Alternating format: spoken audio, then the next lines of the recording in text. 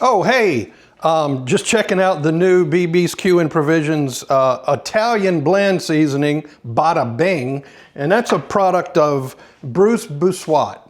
Not really. It sounds like that when you read it. It's Bruce Bossuot. Sounds French. He's not French. But anyway, he's our subject of this new series on Try It All.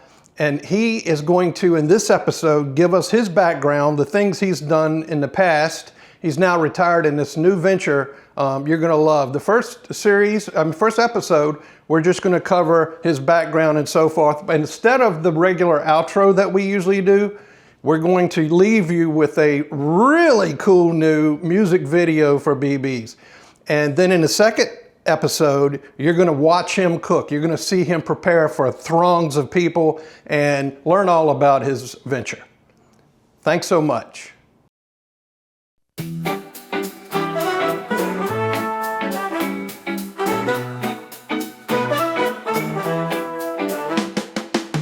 Live every day with wonder.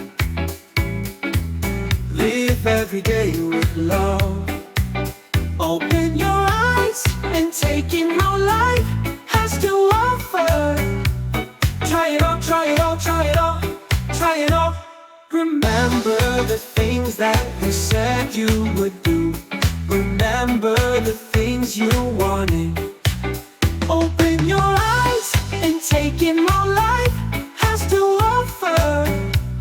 Try it all, try it all, try it all, try it all.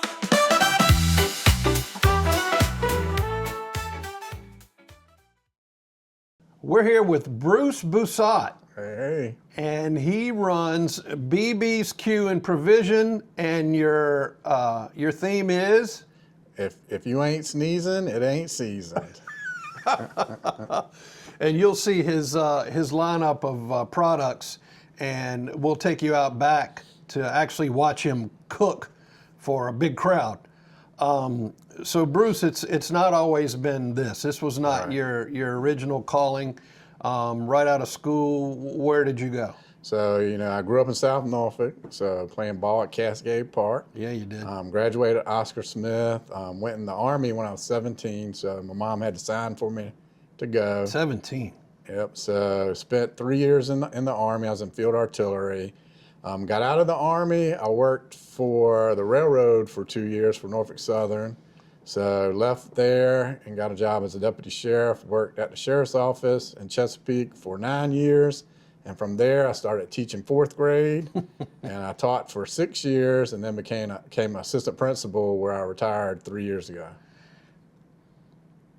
Okay, so you've had more than one vocation, Yeah. more than one interest, and let's go back to what prompted you to join the Army so early? My dad was in the Army, and in high school I got in a little bit of trouble. We won't talk about that, but I had to go stay with my dad No, for let's talk about like a month. So, and my mom swears he talked me into joining, but he didn't. So I joined, get the GI Bill, and grow up a little bit. So your dad, he was in Vietnam. Yeah, he retired a sergeant major. He was in Vietnam. He had 2 Silver Stars, a Bronze Star, and 2 Purple Hearts. So. Right, yeah. Huh. Our producer, also Vietnam era vet, Navy. Right. Yeah. When I was in basic training, one night I'm asleep, 2 a.m. The drill sergeants come in there and yank me pretty much out of the rack. They're like, "Get downstairs." So I go down there, and I'm like, "Okay, what did I do?" They're like, "Oh, you didn't tell us your daddy was in the Army." I was like, "Oh gosh." What? So they're like, "Get down and do some push-ups." So, Lord. they used to make you do push-ups at 1 drill sergeant, 2 drill sergeant. So they're like, "Oh no, this is for your daddy. You say 1 daddy, 2 daddy." So when I got to talk to my dad, I was like, "Why did you call them?" So, Yeah, why? Yeah. He said, "I was just checking, making sure you were all right." I was like, okay. "Oh yeah." That kind of backfired. Thanks a lot. Thanks a lot.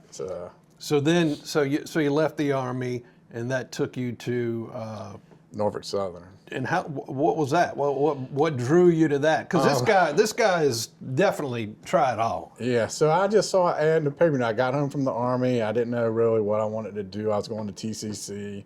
So I add in the paper, it's like Norfolk Southern Railroad, and everybody always said, "Oh, if you get a job there, that's an awesome job." And pays well. And So went down to the Holiday Inn and did the interview. It was like hundreds of people, and I was like, I ain't got no snowball's chance to get this job. And pretty much I got the job. So I worked there. I was a heavy equipment operator. So I drove fork truck. I pushed rail cars across and 48th Street car shops. And you didn't get your dad. Your dad didn't call in on this one. No. He wouldn't have no pool here. So yeah, nope. And so from there, I went to the sheriff's office. So. Well, what prompted you to leave the railroad business? It was in the winters. It was very cold. Yeah. And in the summers, it was hot. And no matter what you did, you come home and take a shower and blow your nose, you're blowing coal dust straight. Oh, yeah. And so I was like, let me see if I can find something else. So that could be hazardous. Yeah. And it was to a lot of people, black lung, and so forth. So good move to get out. Yeah. So then sheriff's office for 9 years. Yeah. And you were at this point. What age were you when you became a deputy? I was, let's see, 22. Okay. So 22, 23. Second time in a uniform. Yep. So worked there for 9 years. Worked in the jail. Worked in juvenile court. Worked in work release. Right. Made a lot of good friends at the sheriff's office. So even at the sheriff's office, sheriff's department, you were spreading out. You were doing different things, not just one. Like some people will go, they'll do the jail their whole career, or bailiffs. Right. And I still went to school at night too. So. Okay. And that was Old Dominion? I went to Norfolk State. Got my bachelor's, and then ODU, I got my master's. Right. I remember both. Yeah, I do remember both. And then, so then 9 years you worked for the City of Chesapeake Sheriff's Department. Yes. And that was in the John Newhart years. Yeah. Yep. And John, to just kind of edify everyone, John was National Sheriff of the Year at one point, and this guy started out, he was a sheriff for almost 4 decades, and started out young, coming from the police department. And so you worked under him the whole time? Yep, and Noah Byram and Colonel Stafford. Right. Yep. So. Late and great. What a group. And so 9 years at the sheriff's department, and then we're moving on to our next try-it-all. Yes, so then I started teaching 4th grade. Why elementary? When I got my degree, I figured the younger kids would be pretty fun, you know. and they need males and especially elementary education. Sure. And so to be a male role model for some of those kids, and you know, they always gave me the bad kids. And until this day, I'll see kids out, they send me messages and. Now, this wasn't because you had your own little trouble when you were... They didn't... Okay, let's get Bruce, because he already knew. Well, I think it was because I worked at the sheriff's office. Every time some kid needed to be moved, when the principal said, "Hey, Bruce, come down to my office after school," I was like, "Okay, who are you giving me?" And so he would move a kid to my class. I'm like, "That's fine." So you were 4th grade teacher. Yes. And that was how long? 6 years. 6 years. And you moved from there to? Assistant principal. Yeah. So my first assistant principal job, I was at Oscar Smith Middle. Right. When it was the old high school. Yeah. Before the new school. So from there, I moved to Georgetown Primary. From there, I moved to from there to Carver Intermediate. From there to Deep Creek Middle. From Deep Creek Middle back to Oscar Smith Middle. So you're switching back and forth from primary to middle school. And then from Oscar Smith Middle to Reneby Wright, where I retired from there. Yeah, and you were the assistant principal how much of that time? All of it. Oh, okay. Yep. Okay. So. And one thing I wanted to point out, Bruce has got a constant sidekick who helps cook all the time. That's Bailey down here. Oh, yeah. Bailey, what does he charge you? How much you got to pay him? Just a little bone here and there, or throw him a little fat off the pork butt. You work for free pretty with much. Food? Okay, that's all right. We all like to eat your food, and Bailey's no exception to that. Let's get it.